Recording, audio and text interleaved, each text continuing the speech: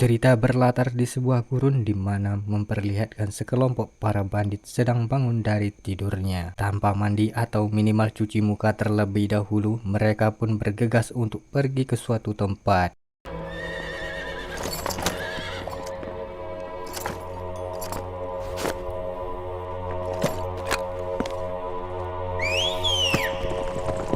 Di waktu bersamaan terlihat seorang pengembara diketahui seorang wanita sedang berjalan sambil menuntun kudanya. Lalu ia pun berhenti di tempat perhentian di mana di situ ada sebuah sumur dan mengambil air dalam sumur tersebut untuk diberikan kudanya minum.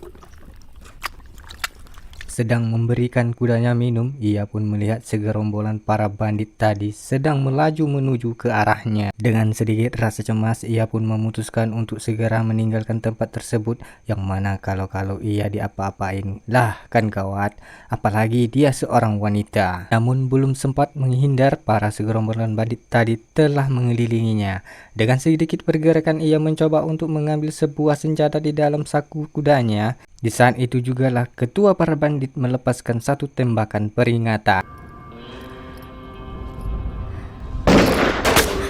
Tidak bisa berbuat apa-apa lagi dengan bandit sebanyak itu, tiba-tiba saja salah seorang dari kacung para bandit pun membuka penutup wajahnya.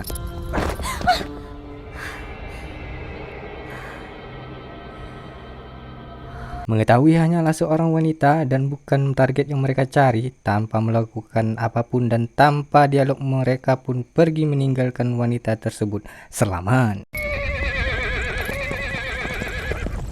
Di sebuah tempat di situ ada bapak dan anak sedang membersihkan rerumputan.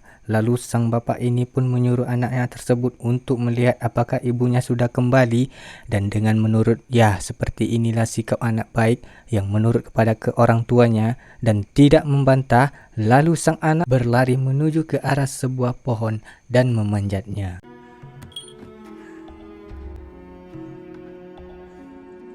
Di atas pohon tersebut ia melihat banyak sekali kuda yang menuju ke arahnya, dan dari atas pohon tersebut ia menyerukan ke bapaknya bahwa kalau ibunya kembali dengan banyak sekali kuda. Dengan perasaan penuh curiga, sang bapak ini pun berlari menghampiri anaknya sambil meminta anaknya untuk turun dari sana. Akan tetapi anak ini tidaklah mendengar hingga terpaksalah sang bapak untuk naik menyusulnya. Dan ketika akan turun,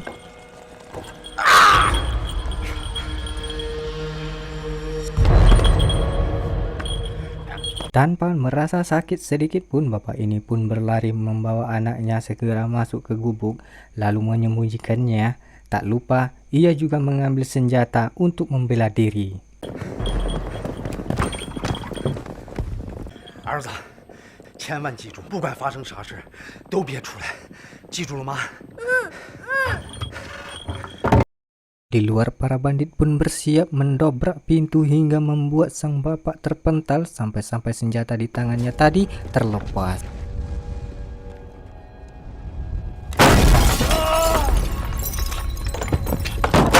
Dengan mudahnya bapak ini ditaklukkan karena emang kalah dalam jumlah, lalu terjadilah percakapan di antara mereka.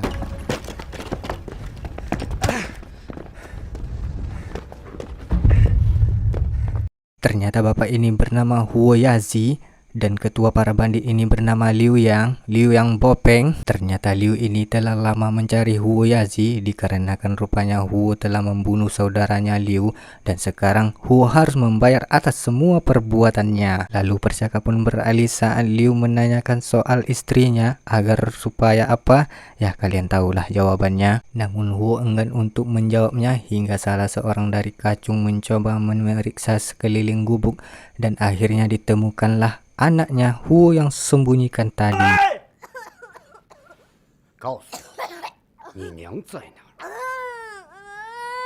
Takut anaknya kenapa-napa, lalu Huo pun mencoba membuat perlawanan sampai akhirnya ia harus kehilangan nyawanya. Begitu juga sang anak yang sempat lari pun menerima nasib yang sama.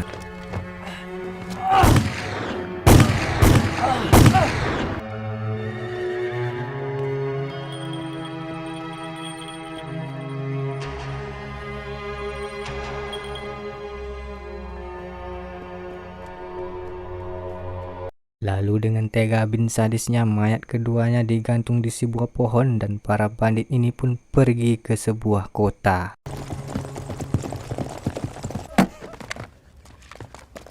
Sebelum melanjutkan perjalanan, para bandit ini pun singgah di sebuah warung. Entah kenapa semua yang ada di dalam warung diusir paksa, kecuali seorang yang dikenal dengan Sheriff Ma. Sheriff Ma adalah seorang polisi di kota gurun ini. Kesehariannya dihabiskan hanya untuk duduk di warung dan suka mabuk-mabukan.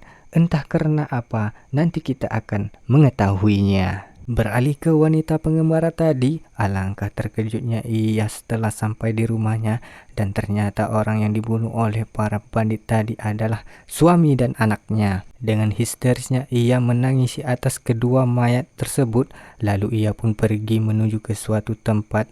Tak lain tempat itu adalah warung para bandit sempat singgahi tadi dan bertemu dengan Sheriff Ma.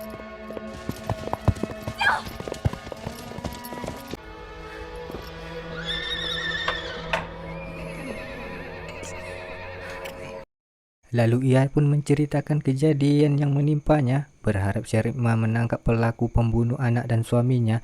Disitulah ia mendapat perlakuan penolakan. Karena sampai di akhir film kita tidak dikasih tahu nama wanita ini, jadi kita panggil saja wanita ini sebagai Yu. 几年了，方圆几十里就我一个警察，上面老说再弄个人过来，弄来弄去，去，还是我一个人，一个人也罢，2年了，连一个子儿的薪水都没有。 Lalu Yu pun memberikan sedikit uang. Untung-untung saja Sheriff Ma ingin membantu. Malah uang tersebut Sheriff Ma gunakan untuk membayar tagihan minumnya di warung. Lah, 觉得就这样。 mereka pun keluar dari warung menuju ke tukang pembuat peti dan membeli 2 peti mati untuk memakamkan kedua jenazah tersebut. Setelah menguburkan mayat itu, Sheriff Ma pun berpesan untuk tidak pergi membalaskan dendamnya karena orang yang membunuh suami dan anaknya ini bukanlah orang yang sembarangan. Tanpa menghiraukan perkataan Sheriff Ma, Yu pun nekat untuk pergi ke markas para bandit tersebut. Di sana ia pun bertemu seorang kacung, lalu dengan beraninya ia menodongkan senjata ke kepala kacung. Disinilah kesalahan fatal terjadi ketika ia terinjak sesuatu dan terjatuh hingga hampir diperkosa. Namun tiba-tiba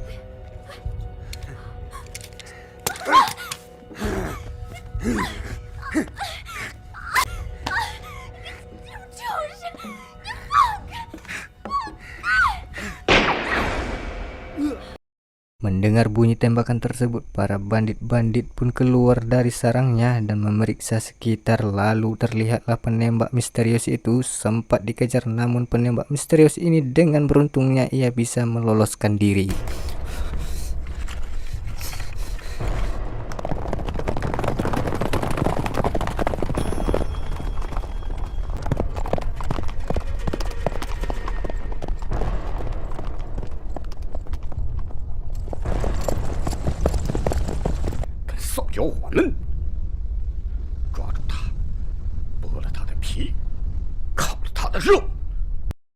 Malam harinya Yu pun pergi menemui Sheriff Ma untuk memberitahu bahwa ia telah menemukan pembunuh anak dan suaminya. Karena kebiasaan Sheriff Ma kesehariannya mabuk-mabukan pun mengabaikannya. Saking mabuknya ia sampai tak sadarkan diri, dan di saat itu jugalah penjaga warung tersebut menasihati Yu untuk tidak berharap lebih ke Sheriff Ma.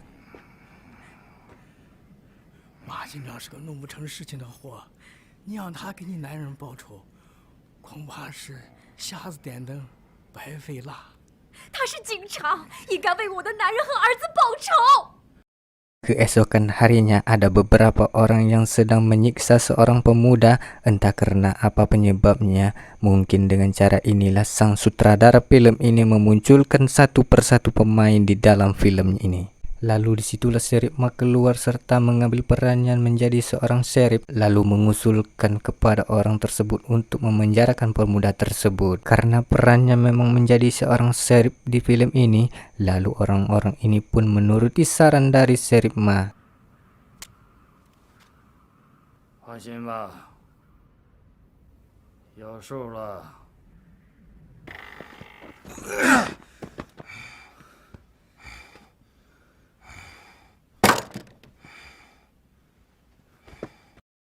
Setelah mengurung pemuda tersebut di dalam penjara, disitulah Yu datang untuk memaksa Sheriff Ma untuk mengambil perannya dalam memecahkan kasus yang telah ia alami. Mendengar percakapan itu, sang pemuda tadi pun mengolok-olok Sheriff Ma sebagai seorang pecundang. Lalu Sheriff Ma pun mengolok-olok kembali pemuda tadi supaya dia saja yang menangkap para bandit itu. Mendengarkan hal itu, pemuda ini pun menyepakati dan berjanji akan membunuh orang yang dimaksud sekiranya Sheriff Ma mau melepaskannya dari kurungan ini.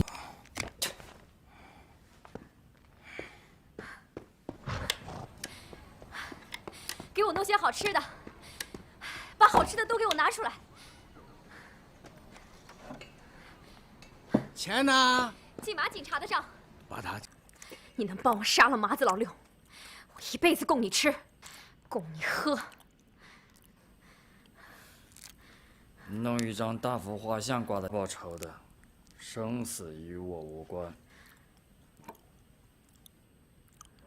我生我死，关你球事儿。家长又不是我爹，你想干啥就干啥。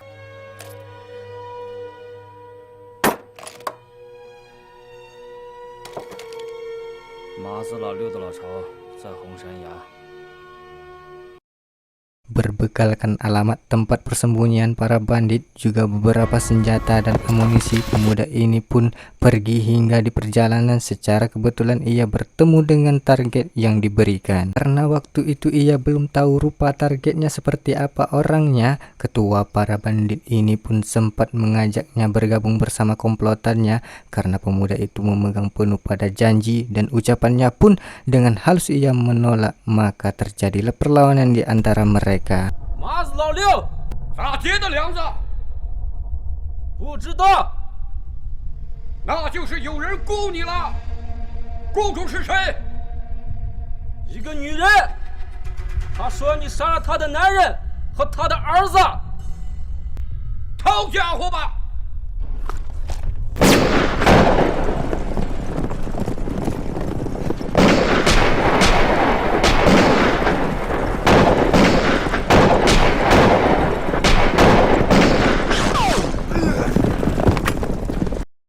Tidak bertahan lama, pemuda ini pun takluk dalam misi bunuh diri yang disepakatinya. 好枪法，为了一个女人，可惜了。 Mengetahui pemuda utusannya tadi mati sia-sia, Yu pun ikut mabuk-mabukan bersama Sheriff Ma dan saking mabuknya, mungkin karena ia tidak terbiasa minum minuman keras, tanpa sadar ia pun tertidur di jalan tepatnya di depan warung tersebut. Hingga dini harinya Yu pun ditemukan oleh seorang paman dan ponakannya. Secara kebetulan ia pulang entah dari mana dan kebetulan juga warung tempat minum itu juga milik si paman. 牲口拉到后院，东西卸了，留给做活的，别让狼给吃了。哎。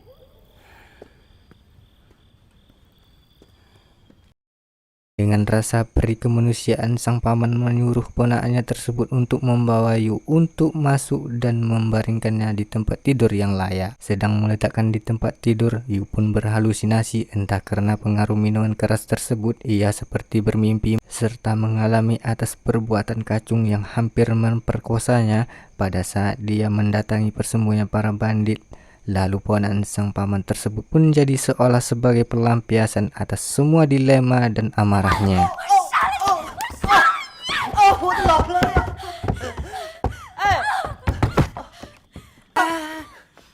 别和他一般见识啊，他喝醉了，喝醉了。berhasil menenangkan situasi. Lalu sang penjaga warung itu pun menceritakan tentang apa yang tengah dialami oleh Yu saat ini. Setelah mendengarkan cerita penjaga warung itu, ponakan sang paman ini pun mengusulkan kepada sang paman untuk membantu membalaskan dendamnya kalau ia bisa menikahi Yu jika mereka berhasil nantinya.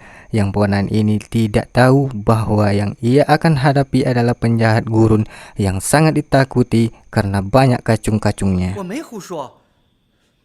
的本事，麻子老刘是你想杀就杀的吗？我能。哼，一个嘴上给我干瘾的货，想婆娘你是想疯了。如果你真的杀了马子老六，我给你做老婆。你说话算话，算话。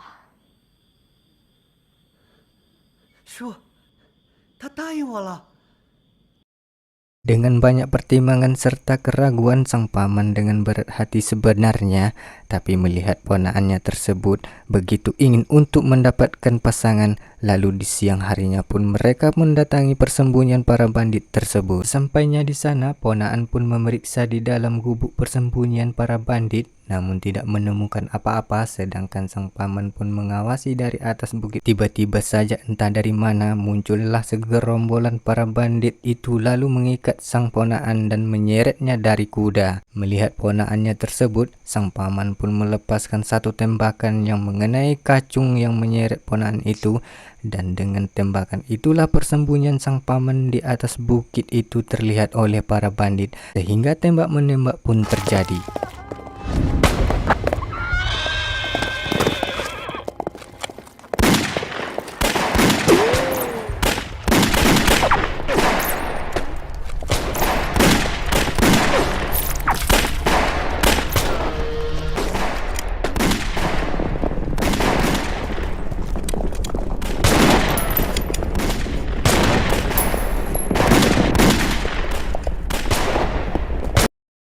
Nahasnya kaki sang paman tertembak yang membuatnya jatuh dan pingsan seketika. Oleh dikarenakan rasa takut lebih besar daripada rasa sakit, ia pun mencoba untuk bangun kembali memberi perlawanan, dan di saat itu jugalah sang ponakan datang dengan membawa kuda lalu memilih mundur dan kabur dari sana.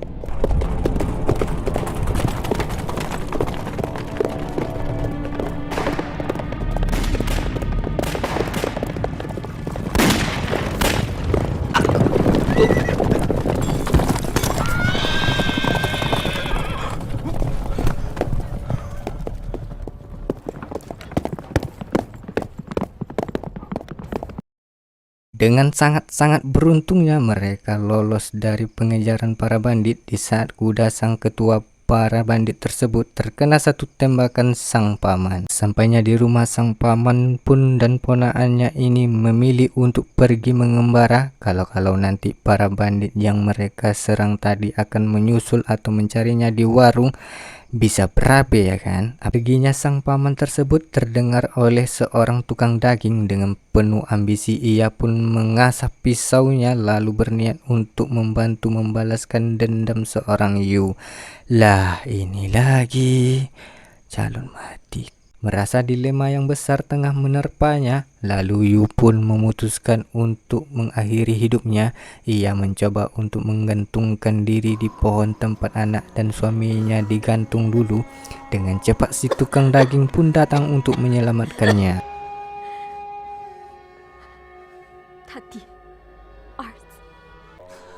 Situlah si tukang daging ini mengucapkan janjinya bahwa ia akan membantu Yu untuk membalaskan dendamnya. Singkat cerita, pergilah si tukang daging ke persembunyian para bandit dan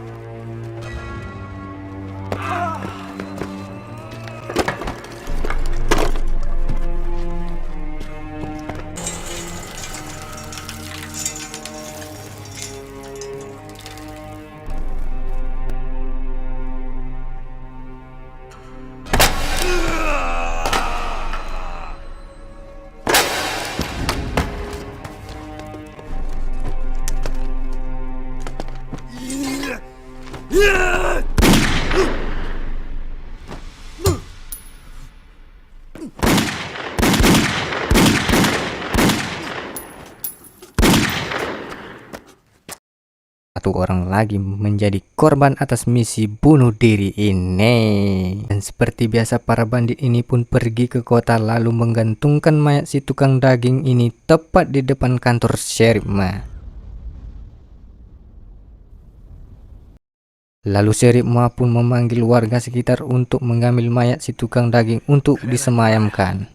这是小媳妇想疯了，一个卖肉的嘛，不好好卖肉，还想当刀客呢嘛。你咋那么多屁话？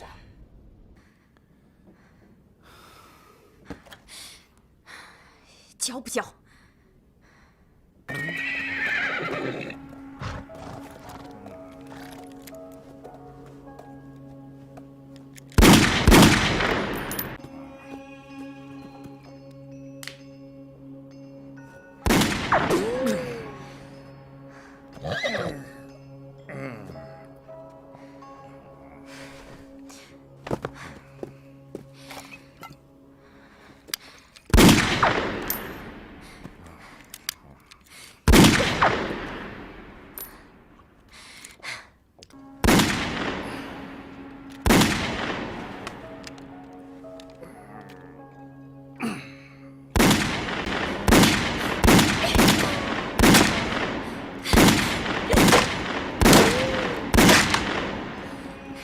我是个酒鬼，喝，我让你喝。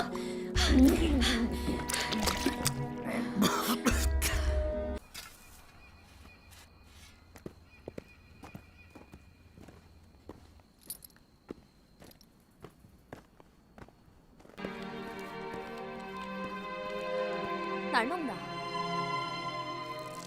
我老婆的。你有老婆？我怎么没看到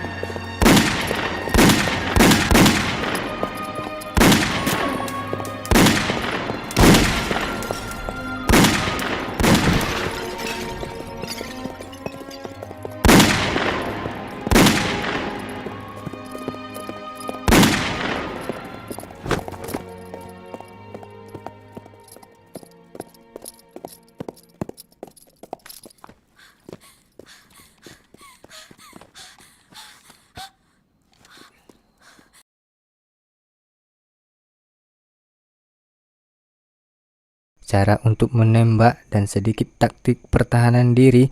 Lalu dengan bekal itulah ia pun memberanikan diri untuk sekali lagi datang ke markas para bandit. Tidak berhasil menemukan targetnya, lalu ia pun membakar semua persembunyian para bandit tersebut tanpa terkecuali. Para bandit pun sedang terlihat di perjalanan menuju ke kota. Sesampainya di kota, ia pun menanyakan keberadaan Yu kepada penjaga warung, hingga penjaga warung pun jadi korban berikutnya. 那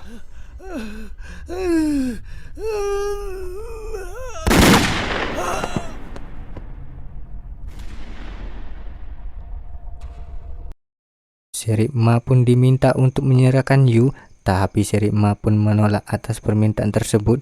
Lalu perperangan pun tak terhindarkan lagi. 镇子的人都杀光的。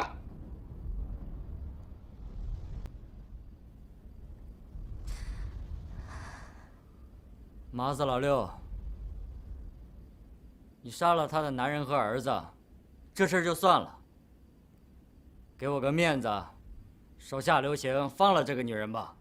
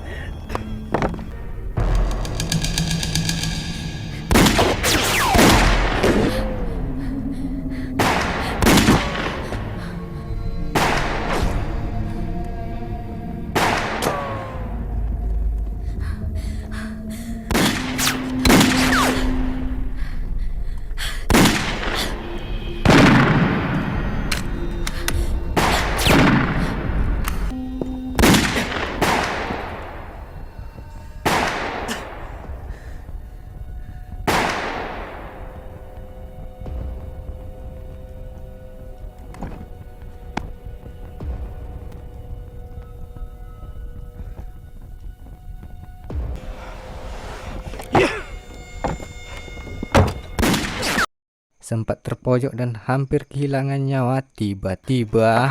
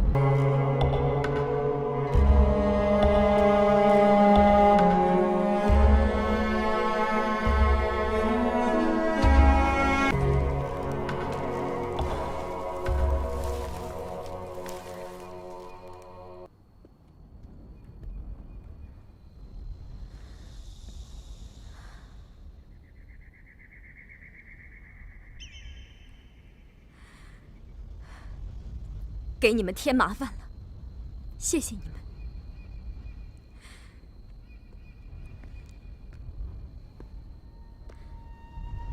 马警长，麻烦你了。哎，苦人来了就回来，皇上这是你的家。